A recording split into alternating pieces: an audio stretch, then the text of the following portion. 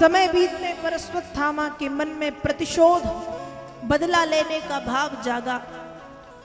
थोड़े दिन के बाद अश्वत्थामा को पता चला अभिमन्यु की दूसरी पत्नी है सुभद्रा, और सुभद्रा और अर्जुन के पुत्र हुए अभिमन्यु। अभिमन्यु चक्रव्यूह भेदन में मारे गए, लेकिन अभिमन्यु की जो पत्नी है उत्तरा, वो गर्भवती।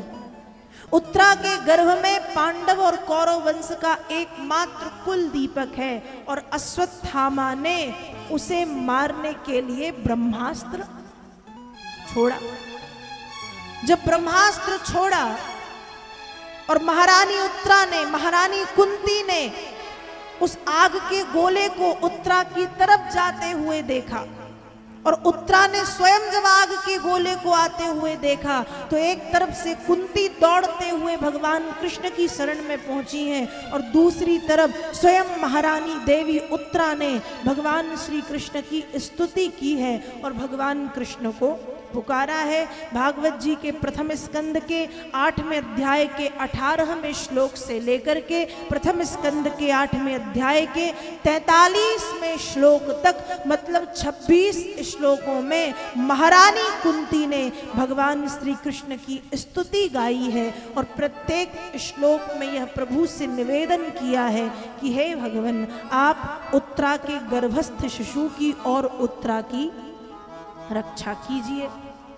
26 श्लोकों में स्तुति प्रभु की हुई। भगवान ने प्रार्थना सुनी। रथ पर बैठ चुके थे द्वारिकाधीश, द्वारिका के लिए प्रस्थान कर रहे थे। महारानी कुंती की प्रार्थना पर और उत्तरा की प्रार्थना पर रथ से उतर गए। रथ से उतर करके भगवान ने अंगुष्ठ स्वरूप धारण किया और उत्तरा के गर्भ में प्रभु प्रवेश कर गए। उत्तरा के गर्भ में भगवान ने प्रवेश किया। उस आग के गोले अर्थात ब्रह्मास्त्र से उत्तरा के गर्भस्थ शिशु की रक्षा की।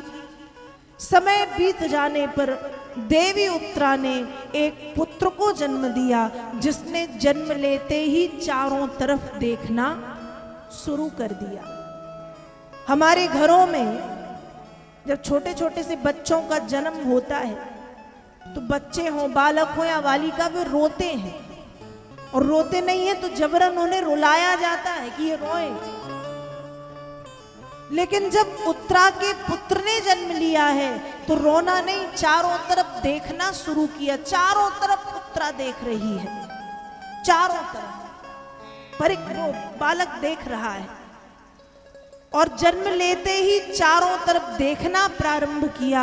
इसलिए उस बालक का नाम पड़ गया परीक्षित। परी मतलब चारों तरफ, इक्षित मतलब देखने वाला, नाम पड़ा परीक्षित, चारों तरफ देखने वाला।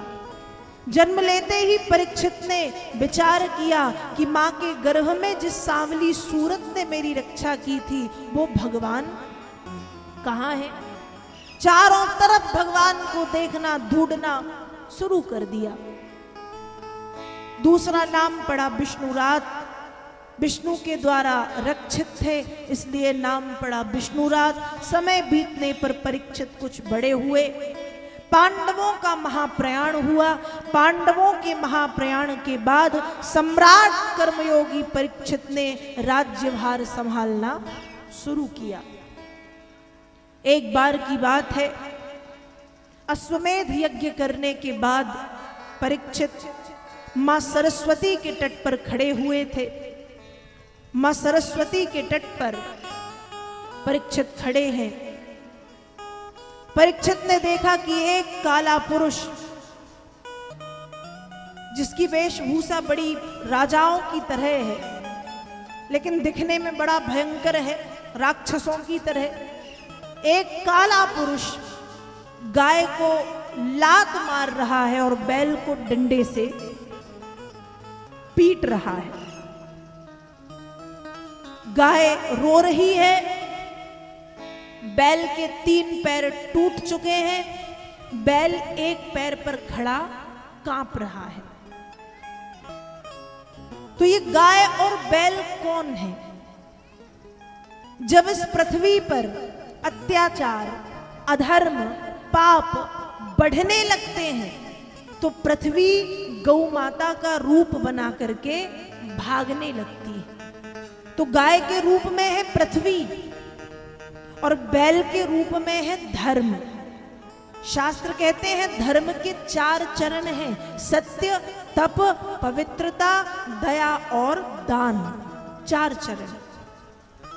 सतयुग में धर्म के 4 चरण थे, त्रेता में धर्म के 3 चरण थे, द्वापर में धर्म के 2 चरण बचे और कलयुग आते आते धर्म के 3 पैर टूट गए, मात्र 1 पैर बचा है, चौथा दया और दान। और धीरे धीरे वो भी टूट रहा है। दया तो दिखती नहीं है लोगों में, लोगों की मन से दया जा चुकी है और दान करने की भावना भी लोगों की समाप्त होती जा रही है।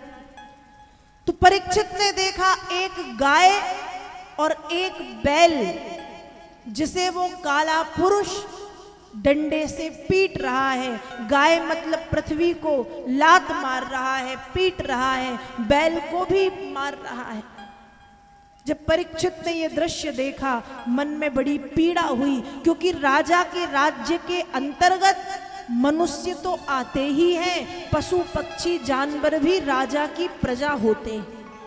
और राजा ने जब यह देखा, यस्य राष्ट्रे प्रजा सर्वास दृश्यन्ते साध्य साधुभिः तस्य मत्तस्य नश्यन्ति कीर्त्यायु भगो गति।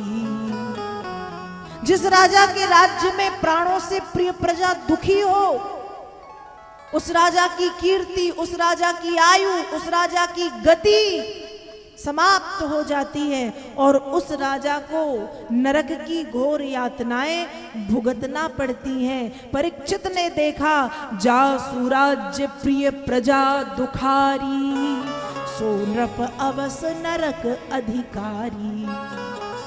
जिस राजा के राज्य में प्रजा दुखी है वो राजा नरक का अधिकारी बनता है।